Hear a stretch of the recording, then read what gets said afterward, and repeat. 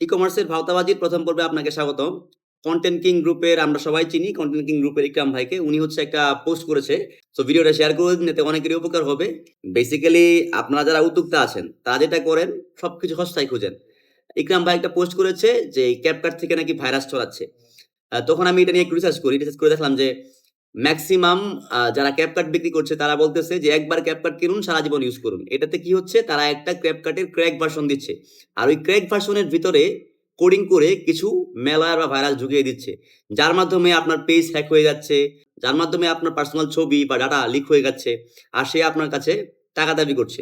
যারা আসলে অনলাইনে বিজনেস করেন তাদেরকে আমি বলব, আপনার যদি কনটেন্ট বানানোর জন্য CapCut টা প্রয়োজন হয়, তাহলে অফিসিয়ালি CapCut এর সাবস্ক্রিপশন কিনেন। এরকম ক্র্যাক ভার্সন কিনে বারবার প্রতারিত হয়েন না। ভিডিওটা শেয়ার করে ছড়িয়ে দিন, এতে আসলে যারা ম্যালওয়্যার যুক্ত ক্র্যাক ভার্সন সফটওয়্যার ইউজ করছে তারা সচেতন হবে। এই সিরিজটা যদি আপনি চান যে আমি কন্টিনিউ করি, সেক্ষেত্রে হচ্ছে আপনারা নেক্সট লিখে কমেন্ট করুন। নেক্সটে হয়তো বা অন্য কোনো একটা পার্ট নিয়ে আমরা কথা বলব।